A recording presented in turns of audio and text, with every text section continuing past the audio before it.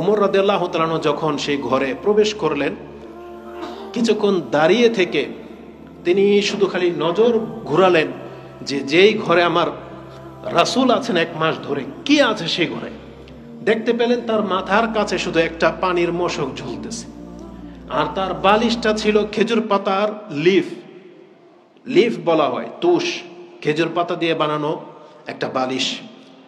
আর তার গায়ে কোনো চাদর নাই, তিনি খালি গায়ে একটা চাটাইয়ের উপরে শুয়ে আছেন। তিনি যখন উঠে বসেছেন তখন তার পিঠের মধ্যে ওই চাটাইয়ের ছাপগুলো রক্ত জমে গেছে, বসে গেছে। যেহেতু রাসূলুল্লাহ সাল্লাল্লাহু আলাইহি ওয়াসাল্লাম সবচেয়ে বেশি সুন্দর ছিলেন, বসে গেছে। ওমর রাদিয়াল্লাহু তাআলা দেখে তিনি কাঁদলেন।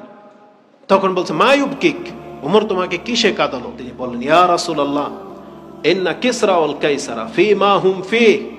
আপনি পারস্য সাম্রাজ্য এবং রোম সাম্রাজ্যের বাদশাদেরকে দেখেন, তারা তাদের জীবন যাত্রার মানটা কোথায় উঠিয়ে নিয়েছে। ওয়া আনতা রাসূলুল্লাহ, আর আপনি হচ্ছেন আল্লাহর রাসূল, আর আপনি এইভাবে চাটাইয়ের উপরে শুয়ে আছেন। তখন রাসূলুল্লাহ সাল্লাল্লাহু আলাইহি ওয়াসাল্লাম বলেছেন, আমা তারদা, ওমর তুমি কি এতে সন্তুষ্ট নও?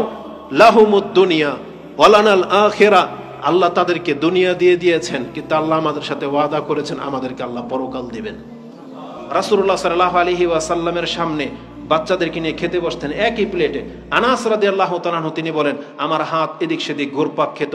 রাসূল বললেন একদিন আমাকে, ইয়া গোলাম সাম্মিল্লাহ কুল মিম্মা ইয়ালিক ওয়া কুল বিয়ামিনিক। কি মনে করেন সেই বাচ্চা জীবনের জন্য শুধরে যায় যে তুমি বিসমিল্লাহ বলে খাও, তোমার সামনের দিক থেকে খাও এবং তোমার ডান হাত দিয়ে খাও। তাহলে এই যে তোমার সামনের দিক থেকে খাও, মানে এটা হচ্ছে তোমার হক, তোমার অধিকার। যদিও বড় টুকরাটা বিপরীত দিকে রয়েছে, যদিও তোমার পছন্দনীয় কালারটা আরেকজনের সামনে, আপনি হাত বাড়িয়ে সেখান থেকে নিয়েন না।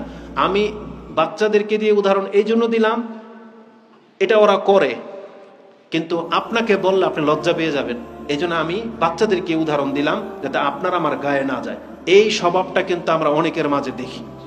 আপনি বড় হয়েছেন, আপনি আকলওয়ালা লোক, কিন্তু আপনার মাঝে এখনো সেই বাচ্চাওয়ালা স্বভাব রয়ে গেছে। আমি আপনাকে মূর্খ, অজ্ঞ বা লোভী বললাম না, বাচ্চাই বললাম। তাহলে এই চরিত্র থেকে উঠে আসতে হবে। আপনার সামনে যেটা পড়বে আপনি সেটা নেন। এটা শুধু খাদ্যের ক্ষেত্রে না, এই দুনিয়া পাওয়ার ক্ষেত্রেও। আপনি কেন ওইদিকে তাকান যে দুনিয়া এই কোটিপতি হয়ে যাচ্ছে? আপনি ওর দিকে কেন তাকাবেন? আপনি শুধু আপনার দিকে তাকান যে আপনি কতটা পেলেন। কে কতটা পেল ওটা আপনি দেখবেন না। যদি আপনি দেখেন আপনার বাপ চাচা অমুক তুমুক, অমুকের 2 ছেলে ইউরোপে থাকে, যে তুই কিছুই করতে পারলি না, না আপনার ছেলেকে এটা বলার অধিকার নাই, বা এটা আপনার বলা উচিত না। ওকে বলবেন যে তুই তোর যোগ্যতা অনুযায়ী থাকার চেষ্টা করবি, তুই তোর হালাল ভাবে যেতটুকু ইনকাম করার অতটুকু করবি। কে কি করে ফেললো সেটা তোর দেখার দরকার নেই। একজন আদর্শ বাবা হিসাবে এটা বলতে হবে যে তুমি তোমার হালালের উপরে থাকবা যেখানে থাকো না কেন। যেমন লোকমান আলাইহিস সালাম তার ছেলেকে বলেছিল, ইয়া বুনাইয়া ইন্নাকা ইন তাকু মিসকালা হাববাতিন মিন খারদালিন ফাতাকুন ফি সাখরা আও ফিস সামাওয়াতি আও ফিল আরদ ইয়াতি বিহাল্লাহ ইন্নাল্লাহা লাতীফুন খাবির। হে আমার সন্তান, তুমি যেখানেই থাকো না কেন, পৃথিবীর যে কোনো প্রান্তে তুমি যদি ছোট্ট একটা পাপ করো, ছোট্ট একটা হারাম কিছু করো, কাল কিয়ামতের মাঠে কিন্তু আল্লাহ তোমার সামনে সেটা তুলে নিয়ে আসবে। একজন বাবা এরকম হতে হবে। এজন্য লোভ দেখাবেন না বাচ্চাদেরকে, আপনার সন্তানদেরকে, যে অমুকের ছেলে পেলেগুলো সব ইউরোপ আমেরিকা গিয়ে সেটেল, তুইও কিছু কর না।